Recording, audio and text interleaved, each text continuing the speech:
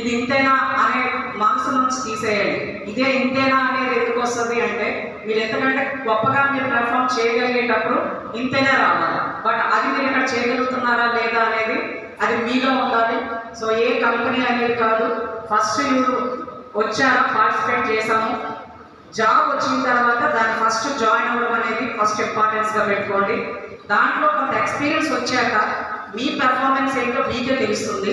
After that we will apply for another best job or best company. So increase అవుతుండాలి తప్ప ఒకేసారి మనకి పెద్ద జాబ్ వచ్చేయాలి, పెద్దది అనేది ఎప్పుడు పెట్టుకుంటే అది సాధించాలి. స్టెప్ బై స్టెప్ మనం ఎక్కాలి తప్ప ఒకేసారి అంతటినీ కొట్టేయాలనేది మనకి అత్యాశ అవుతుంది.